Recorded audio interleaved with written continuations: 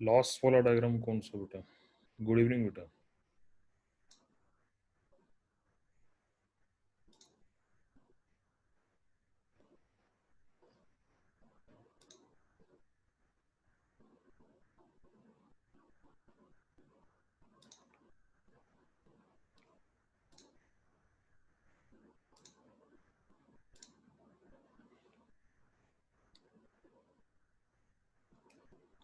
वो आज दोबारा हो जाएगा बेटा, उसको मैकेनिज्म में हम दोबारा कवर करेंगे।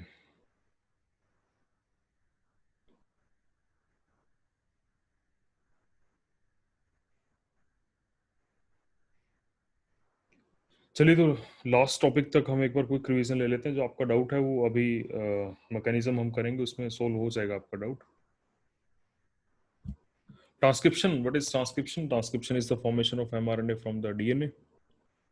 एंड सिंपल लैंग्वेज में कहा जाए तो एक बुक में से आपको सेलेक्टेड इंफॉर्मेशन जीरोक्स करवानी है। एंड फॉर्मेट वही रहेगा, लेटर्स होंगे लेकिन पेजेस बदल जाएंगे। डीएनए की जगह आरएनए है इंफॉर्मेशन लिखी हुई, जिसपे सेलेक्टेड इंफॉर्मेशन है। इंट्रोडक्टरी पार्ट में हम कर चुके हैं। दोनों में से एक ही स्ट्रैंड इन्वॉल्व रहती है। क्यों एक ही स्ट्रैंड इन्वॉल्व रहती है? बिकॉज अगर आप दोनों स्ट्रैंड इन्वॉल्व करेंगे तो दो टाइप के प्रोटीन्स बन सकते हैं, और दो टाइप की पॉलीपेप्टाइड्स कहिए बन सकती हैं, और या फिर डबल स्ट्रैंडेड आरएनए बन सकता है। तो ऐसा पॉसिबल है नहीं। मैंने ये नहीं कहा था कि वहाँ पे दो टाइप के प्रोटीन बन जाते हैं। मैंने बताया था कि अगर ऐसा हो तो क्या होगा। तो दूसरा प्रोटीन तो कम्प्लीटली नॉन फंक्शनल होगा, मे बी टॉक्सिक भी हो सकता है।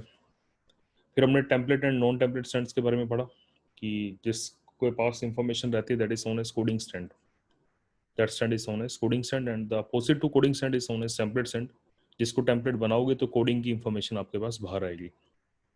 Transcription unit is the part of DNA which is involve in the transcription. Transcription में जो इन्वॉल्व रहती है, इसके तीन एलिमेंट्स थे। First is your promoter, structural gene and terminator. Replication से हमने इसको कंपेयर किया था, तो काफ़ी डिफरेंसेस हमने पढ़े थे। लाइक पूरा डीएनए इन्वॉल्व नहीं है, प्राइमिंग रिक्वायरमेंट नहीं है, लाइफ स्पैन छोटा है, and one of the strand is involve. ये कुछ डिफरेंसेस हमने पढ़े थे। एंजाइम्स हमने पढ़ा कि D RNA polymerase enzyme involve है, और यूकैरियोट्स एंड प्रोकैरियोट्स में हमने डिफरेंशिएट किया।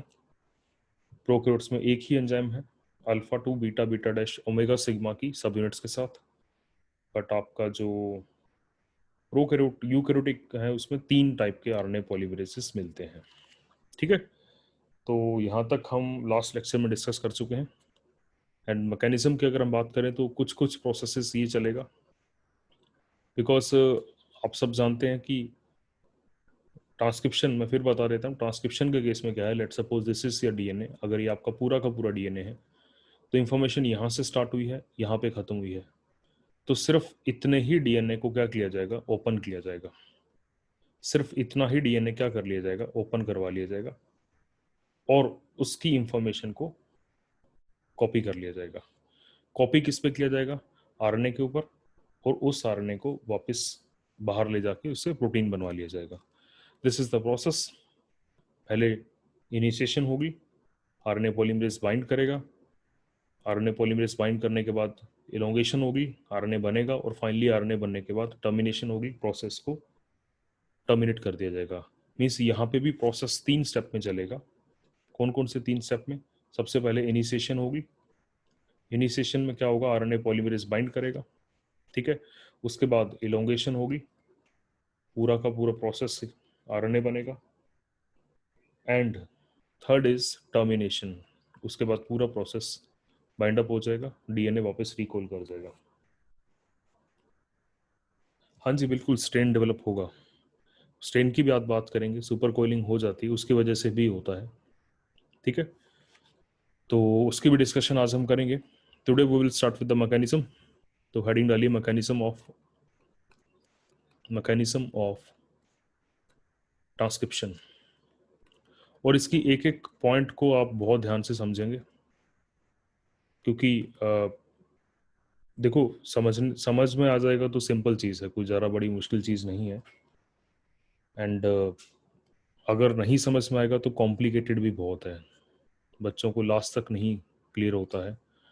क्रैमिंग तो किसी चीज़ की भी करते रहिए, क्लियर नहीं होता है कि what is the replication, what is the transcription, क्या सेंट्रल डॉगमा है, कैसे ट्रांसलेशन चल रही है, ये चीज़ें क्लियर नहीं होती हैं।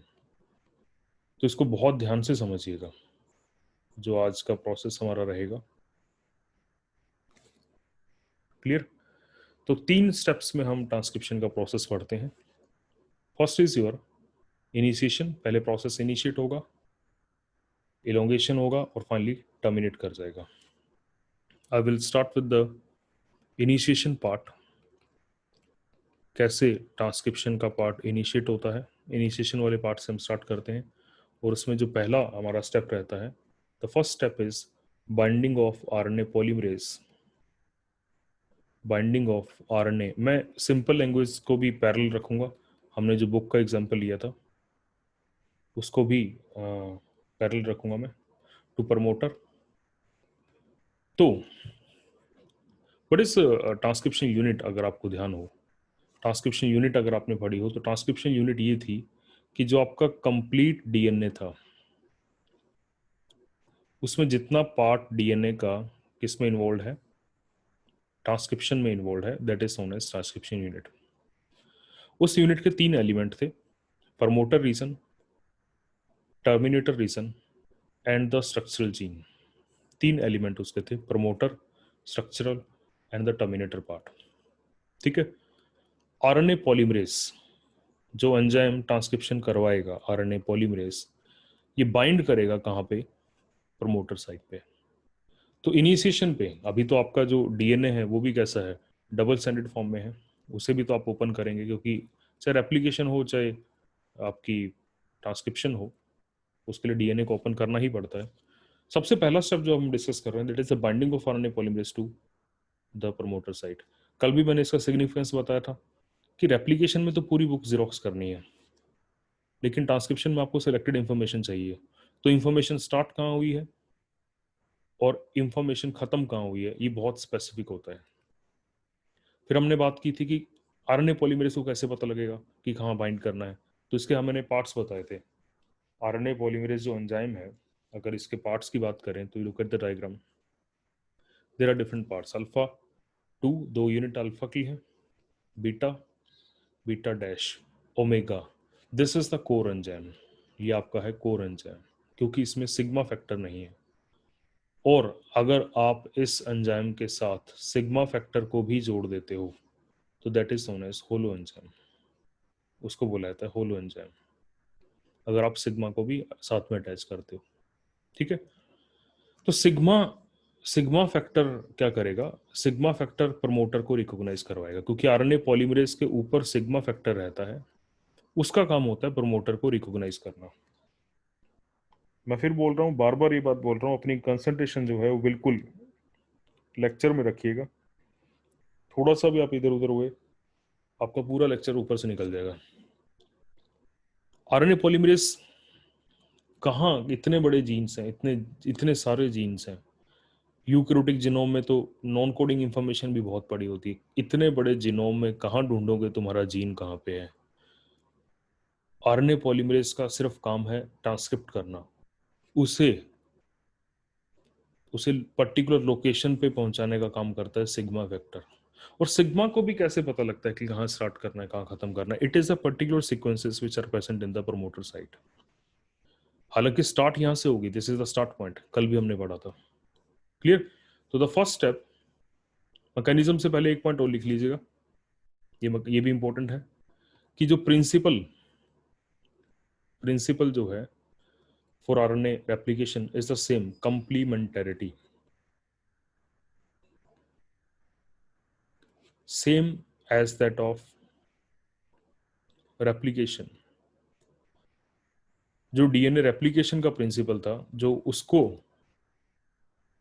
उस मैकेनिज्म के लिए जो रिस्पॉन्सिबल था, that was governing the DNA replication is the same principle which is responsible for the transcription. Again complementarity, यहां पे भी आप कंप्लीमेंटरिटी ही करेंगे।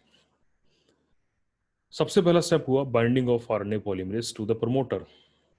ठीक है। Start on the first point, first point लिखेंगे, RNA polymerase, RP means RNA polymerase bind at specific site,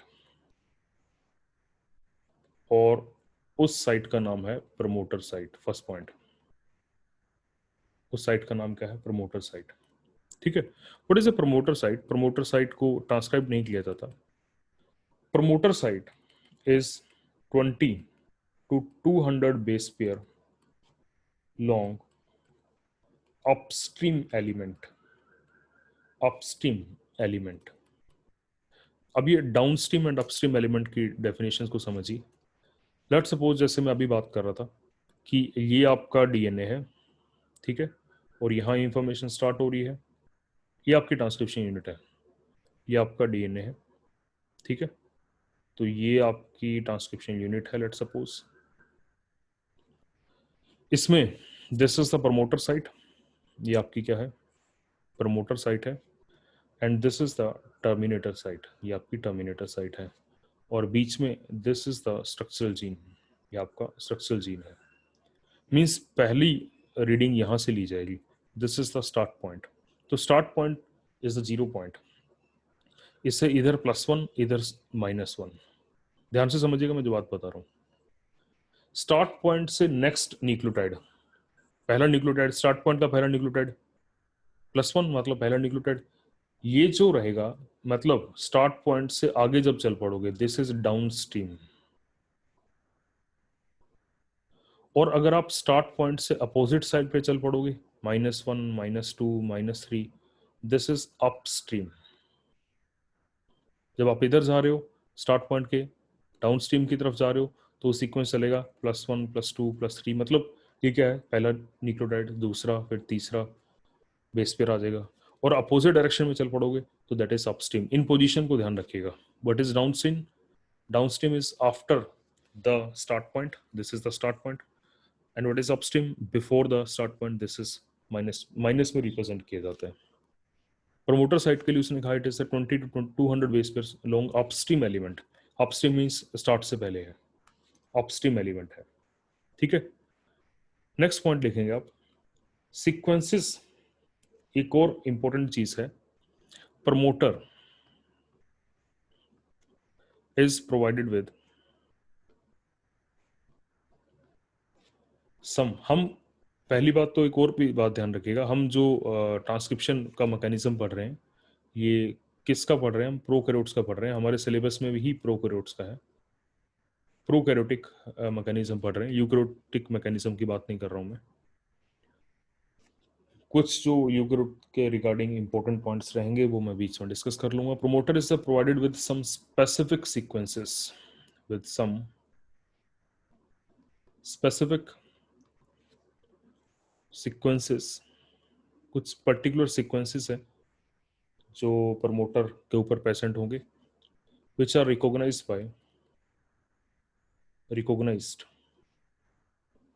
bye RNA polymerase, जिनको RNA polymerase recognise करता है। दीज सीक्वेंसेस, आई मीन जो मैं कल बात कर रहा था कि आपने पेपर फोल्ड किया हुआ है, these sequences are species specific, ये स्पीसीज स्पेसिफिक रहते हैं, clear, and are present almost in all organism, सभी ऑर्गेनिजम्स में ये सीक्वेंसेस प्रेजेंट रहते हैं। मतलब ह्यूमंस के प्रमोटर के सीक्वेंसेस ह्यूमन का आरएनए पॉलीमरेज रिकॉग्नाइज करेगा, और अगर आपको एमआरएनए बनवानी है तो कौन सा पॉलीमरेज लगेगा? यूकैरियोट्स में आरएनए पॉलीमरेज 2, तो उसके सीक्वेंसेस क्या होंगे? स्पेसिफिक होंगे। लेकिन हम प्रोकैरियोटिक सीक्वेंसेस की बात कर रहे हैं, प्रोकैरियोटिक सीक्वेंसेस की हम बात करें, प्रोकैरियोटिक में जो प्रमोटर रीजन है उसके ऊपर जो 2 सीक्वेंस आते हैं उसमें सबसे पहला जो सीक्वेंस आता है दैट इज टाटा बॉक्स। मैं फिर रिपीट कर रहा हूं, मैं किसकी बात कर रहा हूं? प्रमोटर रीजन में आरएनए पॉलीमरेज कहां जाके बाइंड करेगा? What is the function of RNA polymerase? RNA polymerase जो है वो बाइंड करेगा जाके प्रमोटर रीजन पे, वो सीधा स्टार्ट नहीं कर देगा। और प्रमोटर रीजन पे ऐसा वो क्या देखता है जिसको, जिससे पढ़कर वो उसे बाइंड करेगा, स्पेसिफिक साइट पे बाइंड करेगा। उसकी मैं बात कर रहा हूँ। वो जो पर्टिकुलर सीक्वेंसेस हैं प्रोकैरियोट्स में से सबसे पहला सीक्वेंस आता है, दैट इज टाटा बॉक्स। तो this is a cis acting, ये जो टाटा बॉक्स है ये एक्चुअली एक सीक्वेंस है। It is a cis acting position. Cis acting position का मतलब होता है वो पोजीशन जो जीन के पास होती है और जीन रेगुलेशन में हेल्प करती है। ऑब्वियसली जीन रेगुलेशन में कैसे हेल्प करती है वो हम अभी पढ़ेंगे। It is a cis acting position. Cis acting का मतलब अभी मैंने बताया कि जीन के पास ही प्रेजेंट है। क्लियर? ऑल्सो नोन एज इसको कहा जाता है कंसेंसस सीक्वेंसेस भी कहा जाता है। क्यों कहा जाता है? क्योंकि कंजर्व्ड इन ऑलमोस्ट ऑर्गेनिजम्स, ये जो सीक्वेंसेस हैं ये कंजर्व रहते हैं। ये जो सीक्वेंसेस हैं these are all consensus sequences का मतलब है कि in different types of organisms these are conserved. कुछ हद तक ये सीक्वेंसेस कंजर्व रहते हैं। ठीक है। नेक्स्ट, मैं नाम की ही बात कर रहा हूँ, ये जितने मैं अब लिखवा रहा हूँ ये सिर्फ सब इसके अल्टरनेट नेम है। प्रिब्नोबॉक्स। प्रिब्नोबॉक्स, प्रिब्नोबॉक्स इसको लिए वर्ड यूज किया जाता है जब आप बैक्टीरिया की बात कर रहे हैं। तो मतलब बैक्टीरिया में जो टाटा बॉक्स है that is known as Pribnow box. In case of eukaryotes it is known as Hogness box. In case of eukaryotes it is known as Hogness box. Clear? तो ये आपके जो हैं टाटा बॉक्स होते हैं जिनकी बात की जाती है। बस नाम कई बार क्या होता है टाटा बॉक्स लिखा होता है क्वेश्चन में, कई बार ये भी लिखा होगा प्रिब्नो बॉक्स या हॉगनेस बॉक्स। तो बात किसकी कर रहा है? वो इसी की बात कर रहे हैं। या इनको -10 सीक्वेंसेस भी बोल दिया जाता है। -10 सीक्वेंसेस वो इनकी पोजीशन के बेसिस पे है। They are present 10 base pair upstream. इनकी यूजुअल लोकेशन जो रहती है 10 बेस पेयर अपस्ट्रीम रहती है। पॉइंट क्लियर है? इसका मतलब ये हुआ कि जो let suppose this is the DNA, ये आपका डीएनए है, ठीक है, और this is the start point. यहां से जो मैं डबल बॉन्ड रेड कलर के शो कर रहा हूं ये स्टार्ट पॉइंट है। This is the start point. इससे पहले ये जो है ये प्रमोटर के सीक्वेंसेस हैं। तो ये अपस्ट्रीम हुए, तो ये आपका +1 था, ये आपका -1 था। ऐसे पहुंचते पहुंचते कहां तक पहुंचोगे? -10 तक। इसकी जो पोजीशन होती है वो -10 पे रहती है। That's why it is known as -10 sequence. इसलिए इसको -10 सीक्वेंस भी बोल दिया जाता है, because the position is 10 base pair upstream. 10 base pair upstream रहती है। That's what known as -10 sequences इनको बोला जाता है। अगर मैं सीक्वेंस की बात करूं कि सीक्वेंस दरअसल में है क्या, तो प्रोकैरियोट्स में जो ज़्यादातर ये सीक्वेंस रहता है वो क्या रहता है? TATATG। एंड यूकैरियोट्स में जो सीक्वेंस रहता है दैट इज TATAAAT।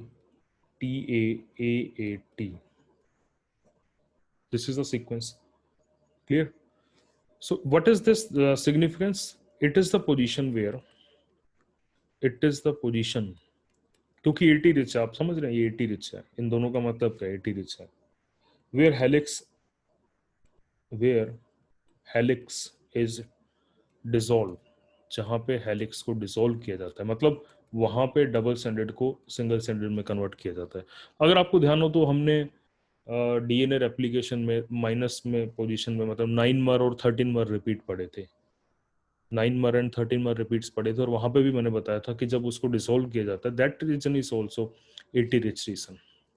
वो रीजन जो वहां पे भी था वो भी कैसा था? That was also 80 rich region. ये भी कैसा है? 80 रिच रीजन। तो इसको यहाँ पे डिसॉल्व करना क्या रहता है? थोड़ा सा आसान रहता है। ठीक है, तो लुक एट द डायग्राम। अब डायग्राम में देखिए, this is the enzyme, this is the sequence. So look at this is the start site. ये आपकी क्या है? स्टार्ट साइट है। पहला न्यूक्लियोटाइड यहाँ प्रेजेंट है। इससे पहले -10 पोजीशन पे प्रेजेंट है टाटा बॉक्स। -10 रीजन पे क्या प्रेजेंट है? TATA box. ऐसी जो अभी हम सेकंड पढ़ेंगे उसकी पोजीशन क्या है? -35। तो दैट इज -35 सीक्वेंस। प्रमोटर के सिग्नल है ये। These are the signal of promoter. ऐसे टर्मिनेटर के भी सीक्वेंसेस रहते हैं। तो कल एक स्टूडेंट ने क्वेश्चन भी पूछा था कि टर्मिनेटर रीजन को आप ट्रांसक्रिप्ट करोगे तो स्टॉप साइट ये है, तो उसमें मैंने कहा था हो भी सकता है ना भी हो, दोनों ही केसेस रहते हैं, जैसे यहाँ पे दिखाया गया कि बिल्कुल वो ट्रांसक्रिप्ट किया गया है टर्मिनेटर रीजन पे ऊपर। ठीक है, सो खैर ये तो टर्मिनेटर रीजन की बात थी। This is the case of your promoter region. ये आपका क्या है, प्रमोटर रीजन है। तो हम अभी जो हमने बात की थी वो किसकी की है, -10 रीजन की। और ये जो डायग्राम है, ये डायग्राम किसका है, this is the diagram of prokaryotic. ये प्रोकैरियोटिक प्रमोटर का डायग्राम है, -10 रीजन की अभी हमने बात की है। ठीक है, this is the first box, TATA box, ये आपका पहला था। TATA box also known as Pribnow box और Hogness box, -10 sequence. Right on the next type B, that is known as -35 या रिकॉग्निशन सीक्वेंसेस भी बोल दिया था उनको, रिकॉग्निशन सीक्वेंसेस। क्यों इनको रिकॉग्निशन सीक्वेंसेस क्यों बोला जाता है? Right on the first point, पहले पॉइंट्स लिखिए। पोजीशन क्या है, -35 base pair upstream, that's why also known as, इनको क्या कहेंगे आप, -35 sequences, also known as -35 sequences. ठीक है, तो इनमें क्या रहते हैं, they are also comprises consensus sequences, conserved sequences इसमें रहते हैं। क्लियर? तो रिकॉग्निशन सीक्वेंस क्यों बोला जाता है इसको? It is the site, it is the site which is actually recognized by sigma factor। Promoter region के हमने दो सीक्वेंस पढ़े हैं, -10 -35। -10 को रिकॉग्नाइज नहीं किया जाएगा, -10 को तो ओपन किया जाएगा, अभी मैंने लिखवाया था, देखो दिस -10 रीजन पे तो क्या है, यहाँ पे तो वो साइट है जहां डिसॉल्व किया जाता है, इसको रिकॉग्नाइज नहीं किया जाता, रिकॉग्नाइज इसे किया जाता है, that's why it is known as recognition sequence. It is the site which is actually recognized by the sigma factor, जिसको आपका सिग्मा फैक्टर दरअसल में क्या करेगा, रिकॉग्नाइज करेगा। Clear? RNA polymerase, RNA polymerase जो रहता है ये क्या करेगा, बाइंड हियर, मतलब कहाँ की बात चल रही है, -35 सीक्वेंस की, वो यहाँ आके तो क्या करेगा, बाइंड करेगा, -35 सीक्वेंस पे आके तो बाइंड करेगा। Clear? And then melt the DNA, melt the DNA at -10 sequence, TATA box पे उसे मेल्ट करेगा। क्लियर? -35 -10 दो सीक्वेंसेस हैं, -35 पे -35 को रिकॉग्नाइज किया जाता है, लुक एट दिस डायग्राम। -35 वाला जो रीजन है, दिस इज -35 रीजन, -35 वाले रीजन को तो रिकॉग्नाइज किया जाता है, और रिकॉग्नाइज किए जाने के बाद मेल्ट किसको किया जाता है, -10 वाले को। लुक एट दिस, यहाँ पे डबल स्टैंडर्ड है सारा, ये सब डबल स्टैंडर्ड चल रहा है, लेकिन मेल्टिंग कहाँ चली, टाटा बॉक्स पे, क्योंकि टाटा बॉक्स जो है वो 80 रिच रीजन है, 80 रिच रीजन को मेल्ट करना क्या होता है, आसान होता है। क्लियर है? अगर हम यूकैरियोट्स की बात करें, यूकैरियोट्स की, right down, in case of eukaryotes,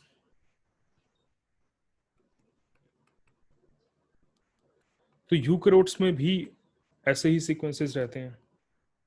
along with this, ये सीक्वेंसेस वहां पे भी रहेंगे ऐसे ही। Certain other sequences are also present, certain other consensus sequences, वो भी उनके कंजर्व्ड हैं, sequences are also present in eukaryotes, eukaryotes में।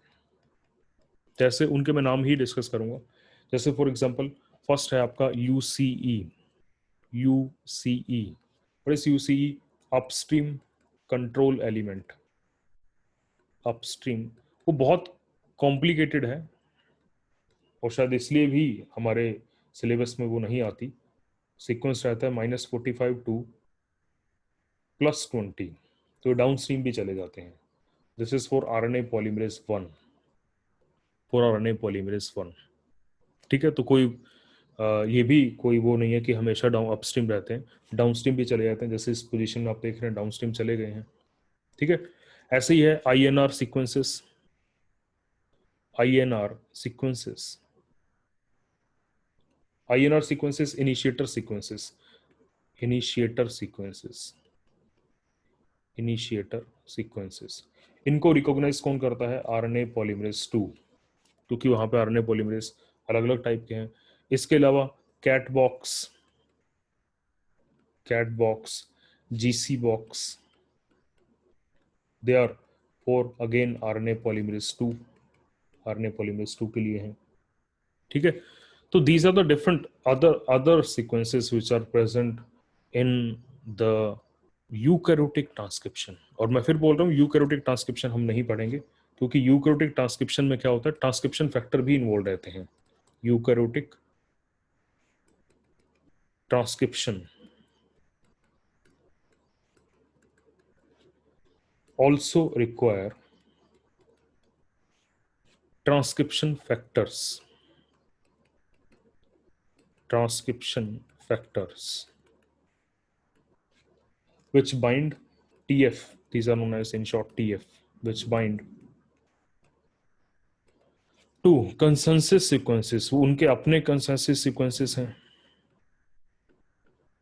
and affect the rate of transcription, affect the rate of transcription, transcription के रेट को affect करते हैं।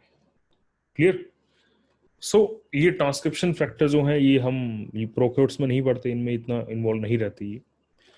मतलब पूरी कहानी क्या है? पूरी कहानी ये है कि कंट्रोल के जो लेवल्स हैं वो बढ़ा दिए गए हैं।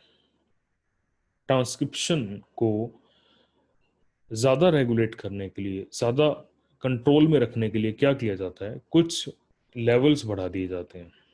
एंजाइम्स तो हैं ही, उनका एक्टिवेशन डीएक्टिवेशन, उसके साथ साथ ट्रांसक्रिप्शन फैक्टर्स भी चाहिए, उनके अपने क्या हैं कंसेंसस सीक्वेंसेस हैं। जैसे फॉर एग्जांपल अगर आपने इंसुलिन का वर्किंग मैकेनिज्म अगर आपने पढ़ा हो, टेस्टोस्टेरोन का सॉरी वर्किंग मैकेनिज्म आपने पढ़ा हो, तो स्टेरॉयडल हार्मोन्स में आपने पढ़ा था कि स्टेरॉयडल हार्मोन जो रहते हैं वो मेम्ब्रेन को क्रॉस कर जाते हैं, वो directly they will enter the nucleus and attaches with the bind with the transcription factor and affect the gene expression, और जीन एक्सप्रेशन को अफेक्ट करते हैं। तो यूकैरियोटिक ट्रांसक्रिप्शन में क्या होता है, बहुत से दूसरे फैक्टर्स भी इन्वॉल्व रहते हैं। Like look at this diagram, this is the your this is the promoter region of your prokaryote, and look at this is the promoter region of your eukaryote। वो prokaryote का था। TATA box भी present है, CAAT box भी present है। इसके अलावा upstream enhancer regions भी होते हैं जहाँ पे क्या आपके ट्रांसक्रिप्शन फैक्टर जाके बाइंड करते हैं। ठीक है, तो that is quite complicated phenomena जो हम यहाँ पे नहीं पढ़ते, वो आप हायर क्लासेस में पढ़ेंगे अगर आप मोल बाय को थोड़ा डिटेल में पढ़ते हैं। These are the again the -10 and -35 sequence. Prokaryotes के केस में -10 एंड -35 सीक्वेंस। टाटा बॉक्स है, -35 रीजन है, और यूकैरियोट्स में that is known as Hogness box, उसको क्या बोला जाता है, हॉगनेक्स बॉक्स बोला जाता है, and along with this CAAT box present over the -75 region. Clear? So this diagram is representing, ये है आपकी रिकॉग्निशन साइट, ये आपकी रिकॉग्निशन साइट है। इसमें ये -35 वाली है, ये -10 वाली है। आरएनए पॉलीमरेज आके बाइंड किया -35 पे, और उसने मेल्ट किया -10 पे, और वो स्टार्ट कहाँ से करेगा, from the first this region. ये डायग्राम शो कर रहा है -35 पे बाइंड करेगा, -10 पे वो मेल्ट करेगा, फर्स्ट पॉइंट से वो स्टार्ट कर देगा, जो कि इस डायग्राम में शो किया गया था। फर्स्ट रीजन से वो स्टार्ट वो यहाँ से ही करेगा। -10 के बाद this is the start point, look at this is the start point जहाँ से उसने स्टार्ट किया है। तो ये पहला न्यूक्लियोटाइड यहाँ पे ऐड हुआ है, which always remain in tri nucleotide form. Clear? So this is the again this is another diagram, -35 -10 and RNA start, वही सेम डायग्राम है ये। सो this is the first step, जब आपका RNA पॉलीमरेज बाइंड करता है किसके साथ,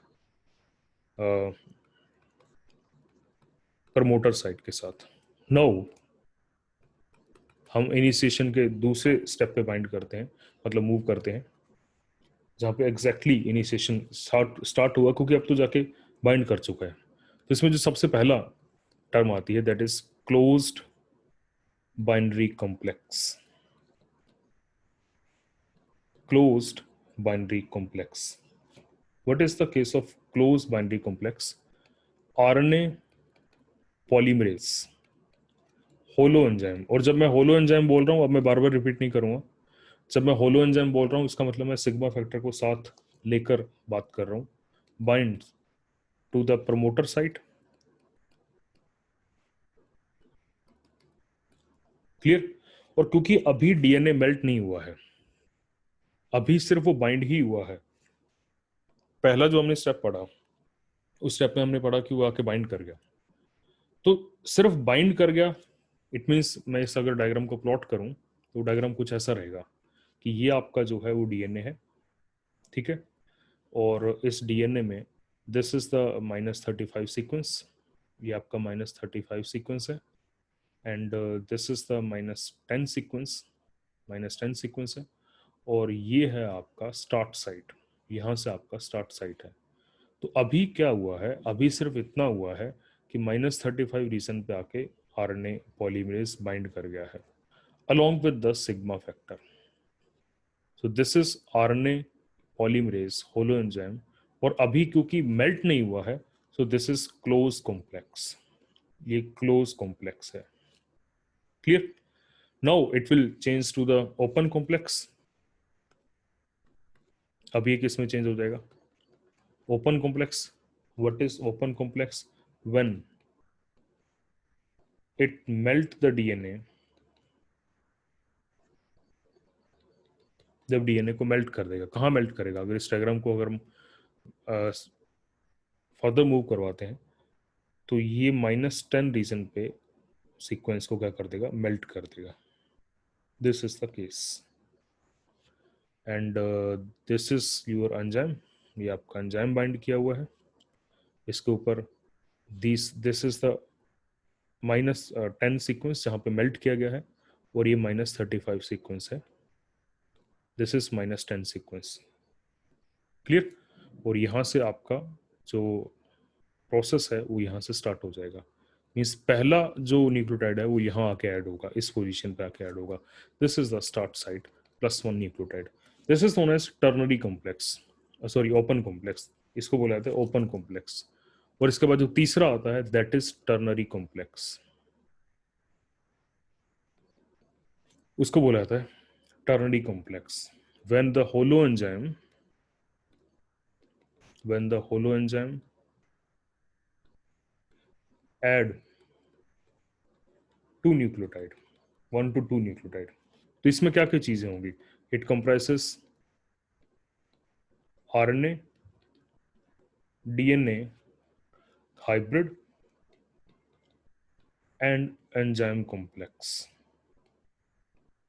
आरएनए डीएनए हाइब्रिड है और एंजाइम कॉम्प्लेक्स। इसका मतलब अगर इसमें 2 न्यूक्लियोटाइड ऐड कर दिए गए, यहाँ पे 2 आरएनए के न्यूक्लियोटाइड ऐड कर दिए गए, now this is known as ternary complex. क्योंकि प्रोसेस अब स्टार्ट हो चुका है, it is known as ternary complex. यहाँ तक बताइए बेटा, कोई डाउट है किसी को? 5 मिनट का ब्रेक दे रहा हूँ मैं, यहाँ तक देखिए कोई डाउट है इस प्रोसेस तक?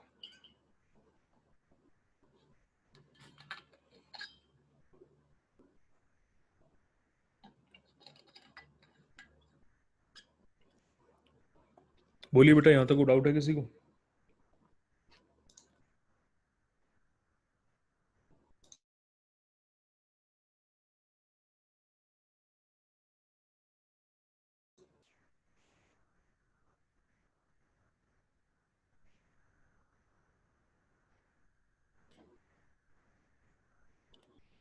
क्लियर है तो आप लिख सकते हैं बेटा, क्लियर है, कोई डाउट नहीं है, फिर मैं आगे मूव करूँ क्योंकि प्रोसेस काफ़ी बड़ा है।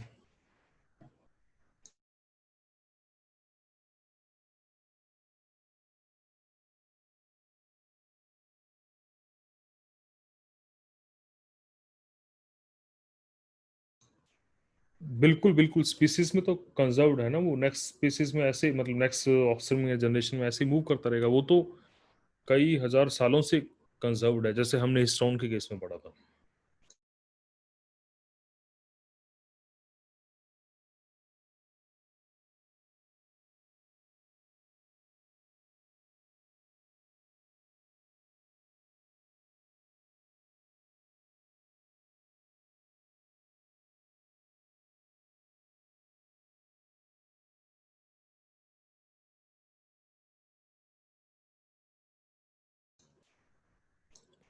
क्लोज कंडीशन में बेटा क्या है कि आपका जो डीएनए है, लुक एट दिस, इस पॉइंट पे जैसे मैंने अभी दिखाया ना, यहाँ पे ओपन हुआ है, -10 रीजन पे ओपन हुआ है। क्लोज कंडीशन में क्या होगा, डीएनए डबल स्टैंडर्ड फॉर्म में ही प्रेजेंट रहेगा।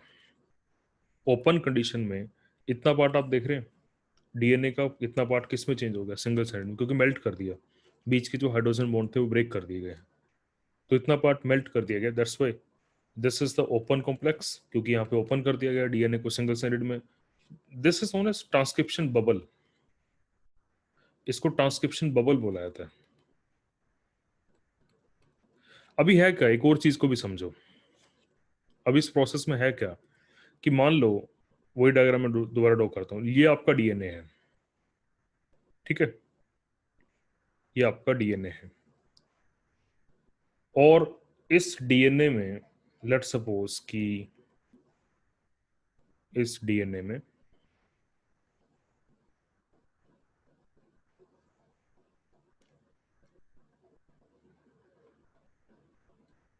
ध्यान से समझिए, इंफॉर्मेशन यहां से स्टार्ट हो रही है और यहां एंड हो रही है। तो जो दो चीजें हैं, या तो आप क्या करोगे कि इतना बड़ा डीएनए एक बार में ही क्या कर लोगे, ओपन कर लोगे, सारा का सारा डीएनए एक बार में ओपन करोगे, फिर टेम्पलेट के ऊपर आरएनए बनवाओगे और फिर उस आरएनए को बाहर निकाल दोगे। ऐसे नहीं चलता ये प्रोसेस जो है ये ऐसे नहीं चलता है। ये प्रोसेस कैसे चलता है, क्या होगा, सिर्फ इतना छोटा सा पार्ट जो है डीएनए का शुरू में ओपन किया जाएगा, इतना सा, सिर्फ इतना पार्ट ओपन किया गया, ठीक है, वहां आरएनए बनना स्टार्ट हो गया। अब ये जो बबल है ये आगे मूव कर जाएगा, मतलब नेक्स्ट स्टेज में क्या होगा, नेक्स्ट स्टेज में ये बबल यहां तक पहुंच गया, पीछे वाले को फिर बाइंड अप कर दिया जाएगा, उससे जो आरएनए बना था वो निकाल के पीछे छोड़ दिया जाएगा। मतलब जैसे मैंने जेरोक्स की बात नहीं की थी, अगर आपको 10 पेज कॉपी करवाने हैं तो आप क्या करोगे, एक पेज कॉपी करोगे, फिर अगला खोलोगे, फिर अगला खोलोगे, जो कॉपी हो जाएगा उसे बंद कर दोगे। सेम इज द केस है। तो इस केस में इसको बोला जाता है ट्रांसक्रिप्शन बबल, ट्रांसक्रिप्शन बबल। तो इस स्टेट में ओपन तो रहेगा ही ना, ये ओपन तो रहेगा ही, इसकी बात की जा रही है। सिस पोजीशन का मतलब है कि जो पास है, इस पोजीशन का मतलब समझो कि लेट सपोज ये आपका डीएनए है, ठीक है, और जीन यहां से स्टार्ट होके यहां तक है, ये आपका जीन है। अब जीन के एक्सप्रेशन को कंट्रोल करने के लिए काफी चीजें हैं, उनमें से एक तो प्रमोटर ही है, जैसे मैंने अभी बात की। अभी मैं प्रमोटर की अभी उस चीज पे आया नहीं हूं। तो इसके एक्सप्रेशन को कंट्रोल करना, what is the meaning of gene expression, ये क्या बनाएगा, आरएनए। जीन एक्सप्रेशन का मतलब क्या है, जीन अपना काम करेगा, आरएनए बनाएगा। अब आरएनए कितना बनना चाहिए, किस रेट पे बनना चाहिए, उस सब को कंट्रोल करने के लिए कंट्रोल एलिमेंट्स प्रेजेंट होते हैं, कंट्रोल एलिमेंट्स। वो अगर जीन के पास ही प्रेजेंट है तो दे आर सिस एक्टिंग, लेकिन वो बहुत दूर दूर प्रेजेंट है तो they are trans acting. Point समझ में, अगर रेगुलेटरी एलिमेंट्स जीन के पास ही प्रेजेंट है, दे आर सिस एक्टिंग, अगर दूर है तो they are trans acting.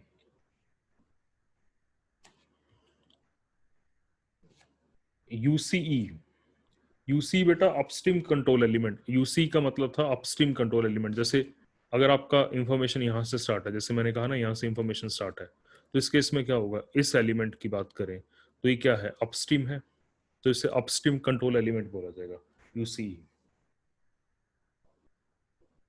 -35 melt नहीं होगा, -35 रिकॉग्निशन के लिए है,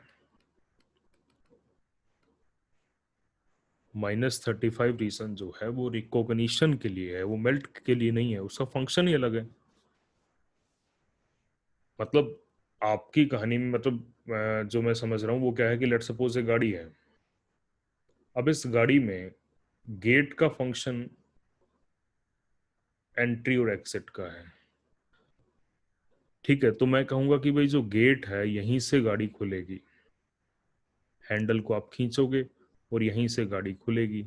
आप कह रहे हो सर कहीं और से क्यों नहीं खुलती है? फंक्शन ही उसका ये है ना, हैंडल को पकड़ोगे और फिर इसे खोलोगे तो ओपनिंग साइट ये है, दिस इज रिकॉग्निशन साइट। अगर उसके ऊपर सेंसर प्रेजेंट हुए तो ओपनिंग साइट ये है ना।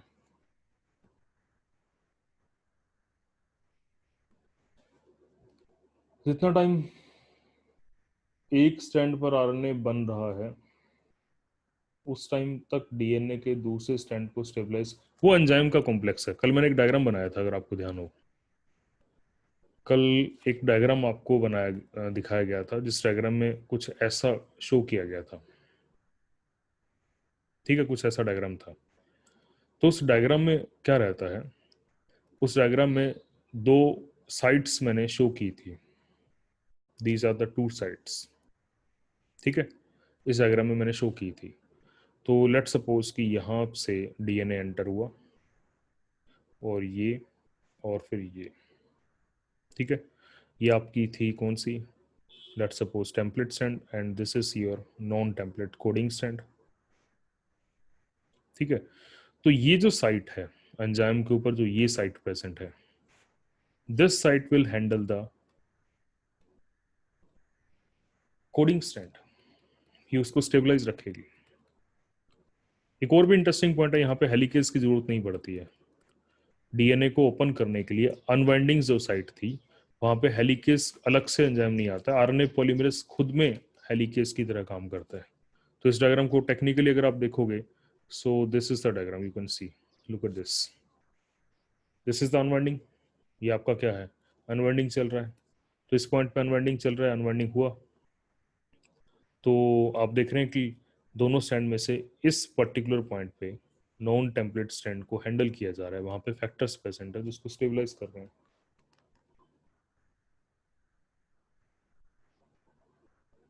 वो उसकी पोजीशन है ना, वो उसकी पोजीशन में कहीं भी हो सकते हैं वो, -45 टू +20। मुझे इसका मतलब समझ नहीं आया कि +20 से 45 तक क्यों है। वो तो पोजीशन है उसकी। हम ऑलरेडी डिजाइन स्ट्रक्चर को पढ़ रहे हैं, हम डिजाइन करके स्ट्रक्चर को नहीं पढ़ रहे हैं। दोनों बातों में फर्क होता है। हम ऑलरेडी डिजाइन स्ट्रक्चर को पढ़ रहे हैं, ऑलरेडी डिजाइन स्ट्रक्चर जिसके बारे में हम 10% जानते हैं। हम डिजाइन करने के बाद स्ट्रक्चर नहीं पढ़ रहे हैं। लाइक अगर आपसे कहा जाए कि मोबाइल में ये बटन यहाँ पे क्यों है, तो समझाया जा सकता है क्योंकि उसे डिजाइन करके बनाया गया है। ऑर्गेनिज्म के केस में आप ये बात नहीं कह सकते क्योंकि आपने डिजाइन नहीं किया। हम ऑलरेडी डिजाइन स्ट्रक्चर को पढ़ रहे हैं।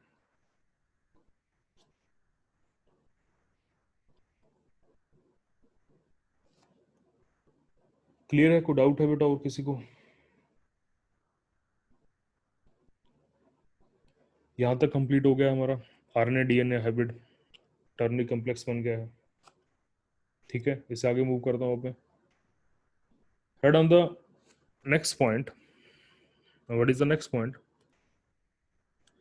इट इज ओनली, एक एक लाइन को बहुत ध्यान से समझिएगा, और लेक्चर थोड़ा सा आज का बड़ा रहेगा क्योंकि ट्रांसक्रिप्शन में रिकॉर्डेड नहीं देना चाह रहा था। It is the only holoenzyme which can initiate transcription, initiate transcription. सिर्फ होलो एंजाइम ही ट्रांसक्रिप्शन को इनिशिएट कर सकता है। क्लियर? क्यों? बिकॉज द कोर एंजाइम का मतलब क्या हुआ? वैसे तो आपको पता होना चाहिए, लेकिन फिर भी आप लिख लीजिएगा ब्रैकेट में, विदाउट सिग्मा फैक्टर, जिसमें फिर सिग्मा फैक्टर हम काउंट नहीं करते। Transcription because the core enzyme is only able to polymerize या इलोंगेट। वो सिर्फ इलोंगेट कर सकता है। ठीक है, वो कंटिन्यू कर सकता है। इट कैन नॉट इनिशिएट, वो इनिशिएट नहीं कर सकता क्योंकि सिग्मा फैक्टर का बहुत बड़ा रोल रहता है।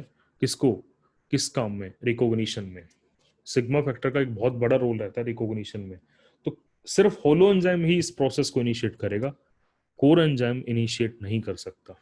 Next point is sigma factor is generally released, अब ये भी इंपॉर्टेंट पॉइंट है, is generally released when RNA reaches up to 8 to 9 base long, nucleotide base long. मतलब क्या है, जो अभी हम बात कर रहे थे इस डायग्राम की, कि क्या होगा, फर्स्ट न्यूक्लियोटाइड मतलब फर्स्ट जो है आपका आरएनए का जो फर्स्ट न्यूक्लियोटाइड है वो यहाँ पे लेट सपोज कि ऐड होना स्टार्ट हो गया, ठीक है। तो जो फर्स्ट आरएनए का जो पॉइंट है वो यहाँ ऐड होना स्टार्ट हुआ यहाँ, तो फर्स्ट सेकंड थर्ड ऐसे ऐसे पहुंचते पहुंचते जब आरएनए कितना बड़ा हुआ, जब आपका आरएनए 8 से 9 न्यूक्लियोटाइड लेंथ उसकी हो गई, तब सिग्मा फैक्टर निकल जाएगा। अभी तो इसके साथ क्या प्रेजेंट है, अभी तो इसके साथ सिग्मा फैक्टर प्रेजेंट है। लुक एट दिस डायग्राम, इस डायग्राम को देखिए, दिस इज द फर्स्ट, ये आपका पहली लोकेशन है। फर्स्ट पॉइंट पे क्या हुआ था, बाइंडिंग हुई थी, तो बाइंडिंग के लिए आप देख रहे हैं सिग्मा फैक्टर प्रेजेंट है, बाइंडिंग के लिए सिग्मा फैक्टर प्रेजेंट है। -35 को रिकॉग्नाइज किया गया तो बाइंड कर लिया गया, -35 को रिकॉग्नाइज करने के बाद -10 पे ओपन किया गया, लुक एट दिस, ओपन कर लिया गया।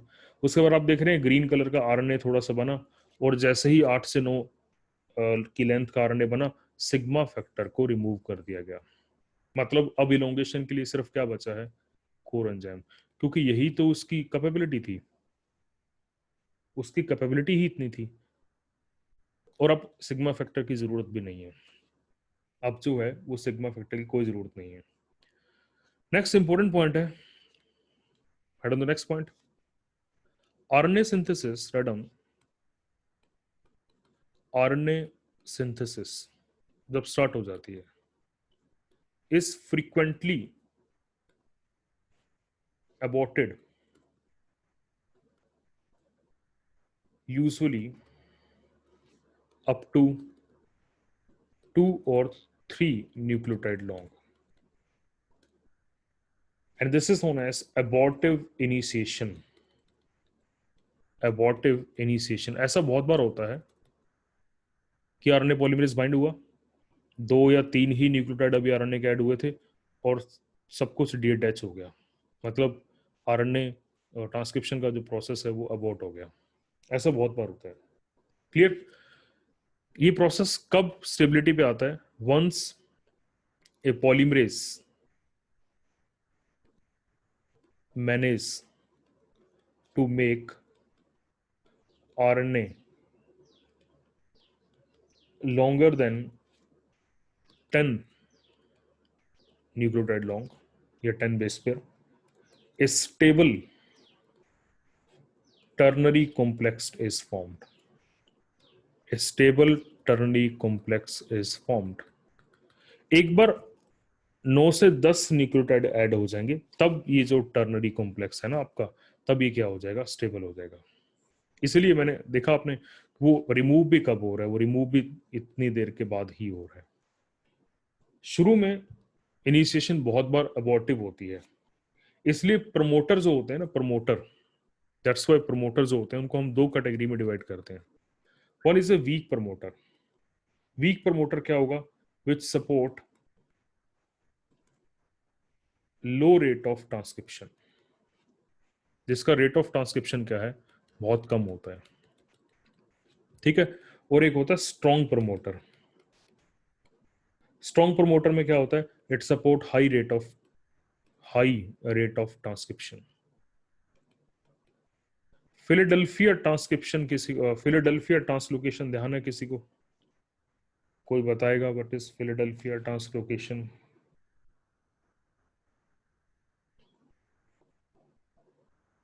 कोई भी स्टूडेंट है जो बताएगा फिलाडेल्फिया ट्रांसलोकेशन क्या थी?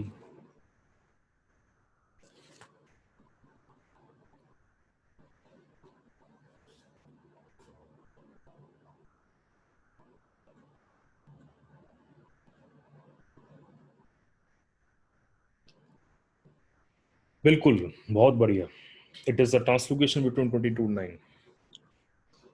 और अगर आपको थोड़ा सा और केस ध्यान है तो ये ल्यूकेमिया का केस भी था। इस ट्रांसलोकेशन में आपने पढ़ा था एक effect that is known as position affect.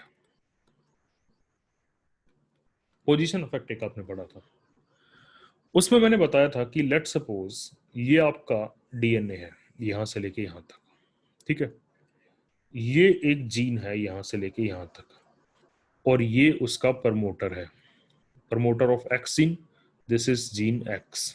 Similarly there is a gene over here that is L gene, and ये उसका प्रमोटर है एल का, ठीक है। ट्रांसलोकेशन में होता ये है कि एक डीएनए का पीस उठ के कहीं मूव कर जाता है। तो अगर मान लो इस केस में ये प्रमोटर वीक रहा तो इसका एक्सप्रेशन लो रहेगा, और ट्रांसलोकेशन के बाद आपका एल जीन ट्रांसफर होके एक्स के बगल में चला गया तो इसके स्ट्रॉन्ग इफेक्ट इस पे पड़ेगा और इसका एक्सप्रेशन बढ़ जाएगा। और यही वहां हुआ था कैंसर में। उसमें क्या हुआ था कि ट्रांसलोकेशन की वजह से क्या होता है, जैसे फॉर एग्जांपल एंटीबॉडी की रेट ऑफ सिंथेसिस बहुत तेज होती है। एंटीबॉडी का रेट ऑफ सिंथेसिस थाउजेंड्स पर सेकंड के हिसाब से कुछ ऐसा रहता है, एग्जैक्टली तो मुझे नहीं ध्यान। रेट ऑफ सिंथेसिस जो रहता है बहुत हाई रहता है।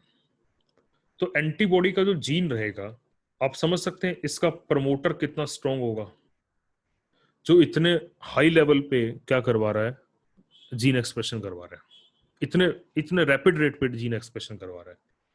और लेट सपोज कि क्या हुआ, माइटोजन, व्हाट इज माइटोजन, ऐसे एजेंट्स जो माइटोसिस करवाते हैं, माइटोजन का कोई जीन रिस्पॉन्सिबल था और वो ट्रांसलोकेट होके इसके बगल में आ गया, तो एंटीबॉडी के एंटीबॉडी का जो प्रमोटर है उसके स्ट्रॉन्ग इम्पैक्ट की वजह से माइटोजन का प्रोडक्शन बहुत बढ़ जाएगा and it will lead to the cancer, और ये कैंसर करवा देता है। ये पॉइंट मैंने बताया था उस टाइम पे जब फिलाडेल्फिया ट्रांसलोकेशन पे पोजीशन इफेक्ट की मैं बात कर रही थी, और मैंने कहा था जब हम मॉल बायो में प्रमोटर का कंसेप्ट पढ़ेंगे तब हम ये बात समझेंगे कि क्यों ऐसा होता है कि प्रमोटर जो होते हैं वो अफेक्ट क्रिएट करते हैं। It is the weak promoter if it support low rate of transcription, it is the, क्योंकि लो रेट ऑफ ट्रांसक्रिप्शन का मतलब इसमें अबॉर्शन का रेट बहुत ज्यादा होगा, अबॉर्टिव इनिशिएशन बहुत ज्यादा रहेगी। अगर अबॉर्टिव इनिशिएशन कम रहती है, although it is not the only factor which control the gene regulation, इसके साथ भी और बहुत से फैक्टर होते हैं जो रेगुलेशन कंट्रोल करते हैं। Clear? So how will you define the efficiency? Right on the next point. Efficiency is defined as, efficiency को कैसे डिफाइन करोगे, number of productive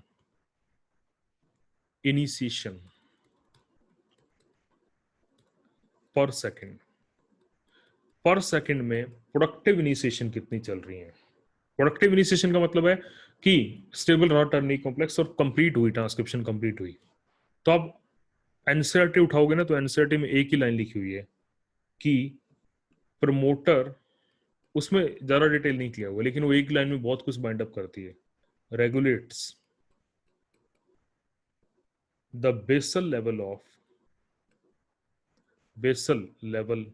of transcription initiation।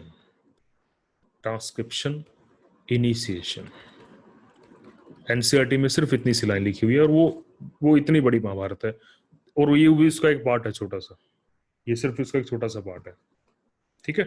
So this is all about the initiation. ये सारा concept किसका था, initiation का था। अब हम बात करते हैं किसकी, इलोंगेशन की। Next point is elongation. So elongation के कंसेप्ट में क्या हो रहा है, right on the first point, it is the movement of transcription bubble, movement of transcription bubble. अब ट्रांसक्रिप्शन बबल आगे मूव करेगा, clear. What is the length of RNA DNA hybrid, length of RNA DNA hybrid, इसकी length कितनी रहती है, तकरीबन तकरीबन 8 से 9 base pair, it is 8 to 9 base pair long, क्योंकि जैसे जैसे आरएनए बनता रहेगा उसको हटाते रहते हैं। रिएक्शन का रेट क्या है, what is the rate of reaction, reaction का रेट है 40 न्यूक्लियोटाइड पर सेकेंड 37 डिग्री सेल्सियस पे, ठीक है। सो एडिशन का मैकेनिज्म बिल्कुल सेम रहेगा। एडिशन का जो मैकेनिज्म है, एडिशन कह लीजिए या फिर पॉलीमराइजेशन कह लीजिए, वो मैकेनिज्म बिल्कुल सेम रहेगा। Mechanism same as that of DNA polymerase.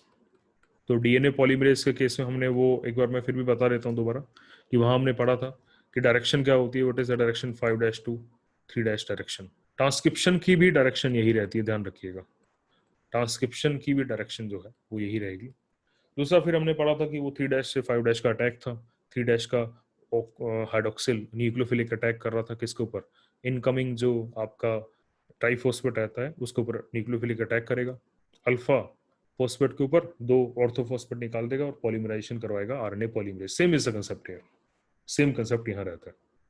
ठीक है, अब हम बात करते हैं उस पॉइंट की।